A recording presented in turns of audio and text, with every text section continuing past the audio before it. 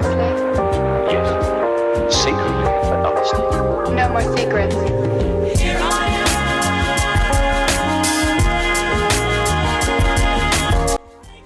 Rooibos tea cheers in honor of South Africa. All right, you guys. So welcome back to Anton's class. If you're new here, my name's Anton, and this experience is all about us journeying together, us learning together, us getting well together. And that's why I call you guys my classmates, and this is my classroom. I'm not a teacher. We're learning together. We're classmates. So please hit that subscribe button if you're new here. I would love to see you back. And this is about my experience in South Africa. And in honor of South Africa, we got the Rooibos tea. I got this wonderful, I believe it's Xhosa. This is a Xhosa bracelet. I believe it could be a different ethnic group down in South Africa. And I have this awesome shirt that was designed by a local South African artist. You can pick these up at H&M. I'm not sure if that campaign is still going on, but it was while I was down there in South Africa. All right. So let's go ahead and get started. My last video was all about my honest opinion about South Africa. If you haven't seen it, go check it out. This video is going to be about some of the not so great things that I experienced while I was down in South Africa. And let me preface this video by saying that these things are not a poor reflection of South Africa or of South Africans, okay? These things are generally things that are controlled by the powers that be, the government, the 1%, the people at the top, you know, who control the socioeconomic situation down in South Africa, okay? So keep that in mind as you're listening to this video, all right? Again, this is not a reflection about the people or the culture of South Africa. Most of these things are sort of a reflection of, like I said, the government or the 1%. All right, so let's go ahead and get started. Number one for me was the pollution. So while I was in Johannesburg, and this could just be in the Johannesburg area, this could just be during the dry season, but the air was very polluted while I was down in the Johannesburg area. I could smell it and almost like feel it in my throat in the air. And so I would Google the air quality and it would say, they're very poor. Terrible air quality. Don't go outside. Don't go outside without a mask. Make sure you have an air filter if you can afford one in your home. Close the windows. And yeah, like I said, I could tell. And so that's why I Googled it, and it would tell you the air quality on that specific day. And a lot of those days while I was down in Johannesburg, the air quality was horrible. And not just in Joburg, all the suburbs between Joburg and Pretoria. The air quality in Pretoria was a little bit better, and I believe the air quality in Cape Town and maybe Durban or other areas might be superior. I'm not sure why the air quality was so bad down in South Africa. Or in Joburg, I should say specifically. One thing I noticed was that there would be fires. So as I was taking the Gau train up north or wherever, you would see there would be brush fires just going on, and didn't look like anyone was putting them out. I think that might have contributed to the poor air quality. It could be the burning of coal. I'm not really quite sure. But it went away when it rained. It rained like one day that I was there, and the pollution cleared. But then the very next day it was back. So if you have sensitive lungs, like I sometimes have sporadic episodes of asthma, that is a concern for me. All right, or for anybody. Naturally, we want to protect our bodies. We don't want to expose ourselves to cancer and whatnot through poor air quality. All right, so that's the number one thing. And again, that's not really controlled by the average everyday South African. That's something that is up to the government to take care of. All right, number two, the second thing that was an issue in South Africa for me. Okay, and I apologize about the poor lighting. My ring light broke and I still haven't replaced it. The second thing is litter, okay? And there were some parts of Johannesburg that were incredibly clean in the suburbs. However, when you first arrive at the airport and you're leaving, that area surrounding the airport, you will notice, well, I noticed a lot of trash, a lot of garbage, a lot of litter, just all over the place, all right? You would see just heaps of trash sometimes, okay, in that Kempton Park area. Now, nobody likes litter, okay? It brings down the quality. It brings down the quality of the area, the quality of life. And especially around the airport, you would think that they would have some initiatives to keep that area clean, because as guests are arriving, you kind of want to give them your best, or put your, I don't know, give them a good, positive first impression of entering into South Africa, okay? And, there's a stark contrast between that and, let's say, Namibia, which is one of the cleanest countries in Africa, as well as Rwanda, which is the other country I was in Africa, which is also incredibly clean.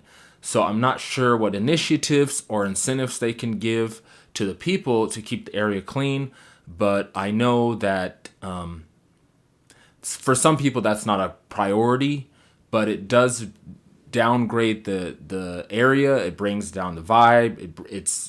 It brings down the sanitation.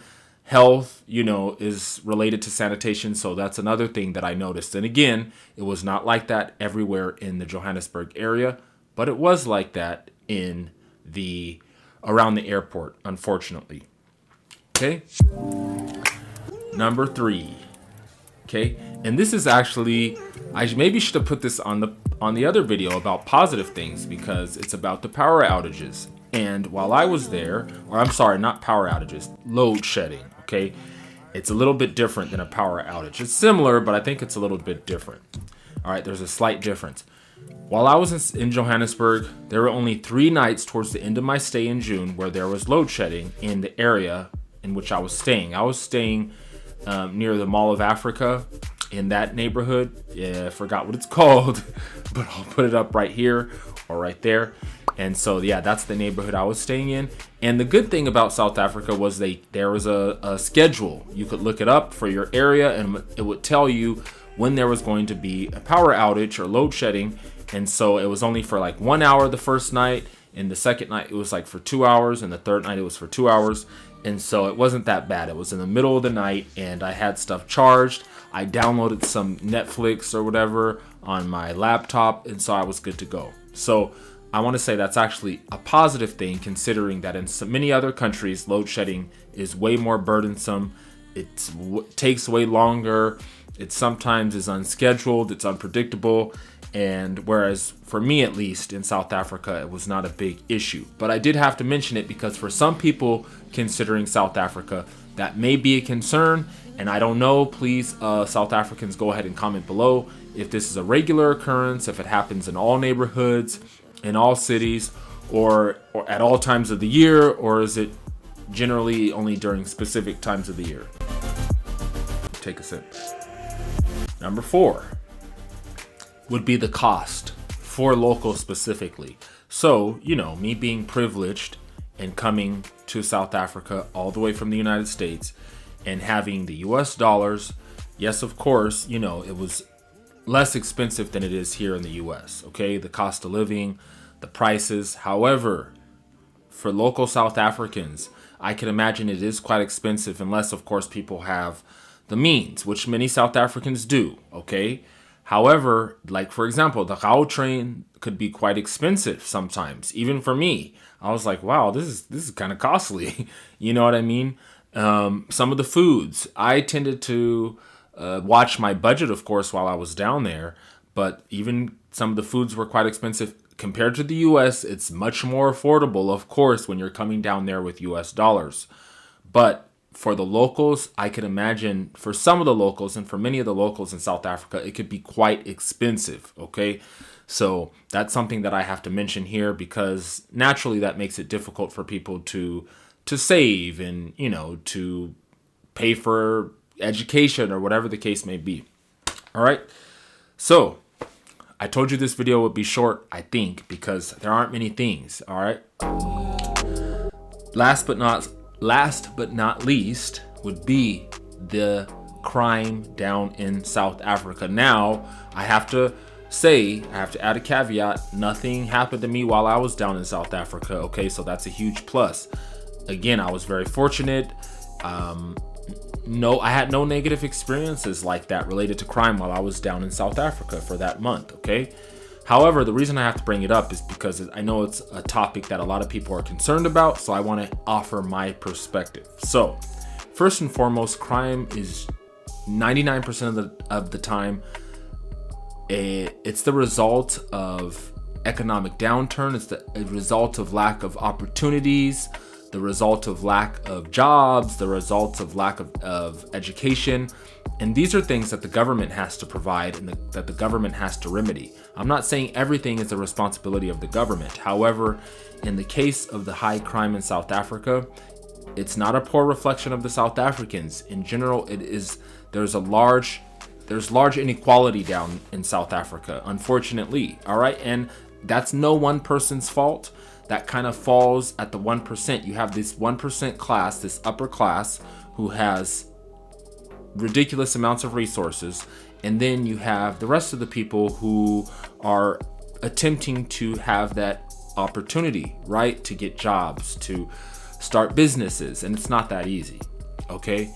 Of course, the same thing can be said with countries all around the world. However, South Africa, the inequality there is quite stark. Okay, there's a pretty stark difference. There's a pretty large gulf between that top 0.1% who's controlling a lot of the resources down in South Africa and the rest of the population. And of course, it's not the fault of the rest of the population. Those greedy people at the very top who are hoarding resources, holding onto wealth, that is naturally going to create a lot of problems. And we've seen all throughout history, all around the world, when people are given equal access to healthcare, to education, to stability, to housing, to food, to these basic human rights and necessities, then crime usually dissipates. All right. So I just wanted to put that out there. All right. And like I said, I had no issues in crime while I was there. I know I'm privileged. I know I was staying in areas that were safe. So if you're going to South Africa, naturally, you're going to stay in areas that you know are safer. Okay. I think I mentioned in the last video that I was told that around downtown Joburg, you could get your phone snatched or you could be jumped and stuff like that. So, of course, I didn't frequent those areas. There are areas even in downtown Joburg that are pretty safe. Like Maboneng is a safe neighborhood and an eclectic place to go visit. And I did spend time in Maboneng. I had my phone out, vlogging. Other people had their phones out and their expensive camera equipment. So, let's conclude this video with saying South Africa is a beautiful country. My experience in South Africa was overwhelmingly positive.